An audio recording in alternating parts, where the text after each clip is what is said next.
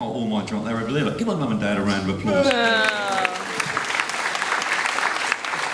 They used to quite my drums around for me. So I thought we'd ask Ian tonight about his own memories. So Ian, talk us through the early days in Taverham band, particularly about the rehearsals, because that's the bit you don't see. You only see this bit. Yeah.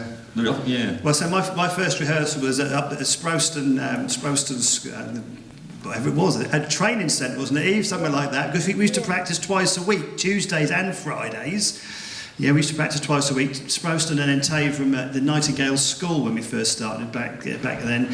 And I said the first night, as I said earlier on, the conductor resigned, the drummer resigned, and a few other players resigned. I don't know what, but whether it was because I turned up or not, I don't know. I was only 13 at the time, and it was in the deep end. And I just remember those rehearsals and all the funny music we used to play and the characters. I mean, there was a chap who conducted one called Freddie Baxter. He used to be with the Colston band, but he was totally blind, and he'd conduct. He'd be like this. It'd be like that. And there was another chap, I think, I forget, Moles was his last name, but he had a false arm. Oh yeah, the false arm, yeah. False arm. Do you remember that, Eve? He had a false arm. It used to get in the way of, he was playing euphonium, and if it got in the way, he used to unscrew it. He used to unscrew his arm and put it beside his chair or on his head sometimes. You know, it's just bizarre. And I also remember the time when we decided to ban smoking in the band room during rehearsals. You know, and this was like school classrooms. You know, people used to smoke during rehearsals in the school classrooms. You can't imagine it now, can you?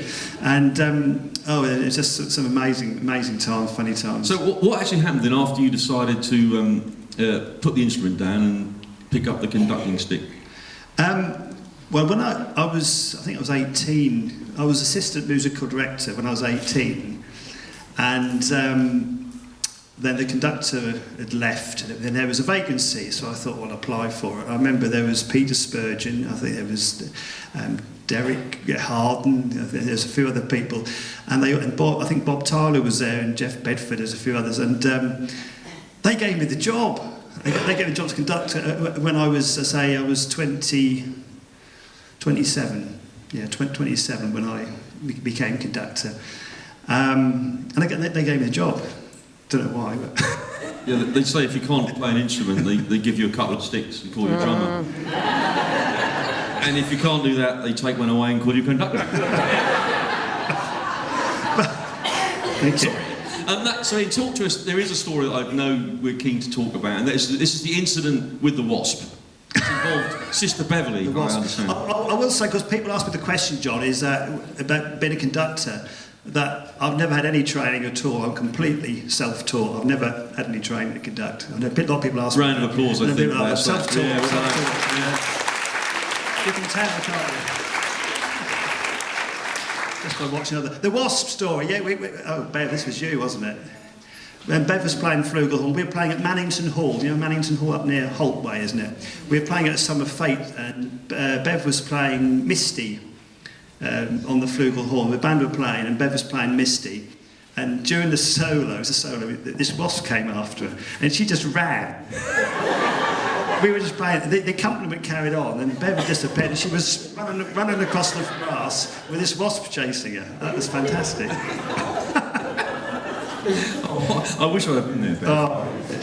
So one thing I want to get you to talk about, Ian, is the social side of this band, because I've been in this band 25 years, I believe now, and it's so much more than just playing. We go out together, we go on tours, and there's a load of us who go to the football. Yeah, come on, Yellows. And so it's much more than just playing, but we have a great time. And Ian, just give us some of your memories of some trips abroad, particularly. Well, it's about year 2000. We went to Germany, didn't we? We went to Germany, and then a couple of years later went to Valkenburg in Holland. Had like week tours abroad, and to say that it's a real big social occasion. The band, we're all good friends. You just see the music side, but throughout the week and months, we're a really good family team.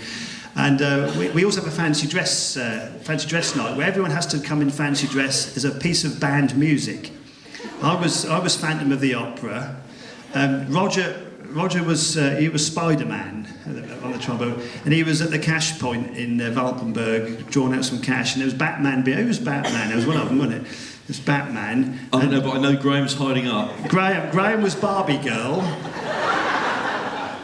And just walking through the streets of Altenburg and Koblenz, all dressed up with these characters. And I think someone was dressed as Frankie Goes to Hollywood as a piece of banned music. Very good, it was Jim. Jim on it. Yeah. No, but it's fantastic. I think we had some really great time, but also in the family, you have really tough times as well, and it's really great that the band we pulled together. I mean, one thing that sticks, is when our great friend Simon Meakin passed away a few years ago, and he was about a year older than me, and we joined that first night at Taverham Band. We joined the same night that night, and he had a very tragic loss of life, and. Those sorts of things where we all pull together really help support each other. That it really brings together the family. It's a great thing. I mean, I've been in the band about 80% of my life, so it is a big part of my life, and I know lots of other people as well. So yeah, fantastic. Yes, it definitely is a big family. We love playing music for you, and the social side for us is fantastic too. And none of it would happen at all, really, if it wasn't for one person. So, ladies and gentlemen, 40 years. Mr. Ian Colman, thank you. We've got a gift for him.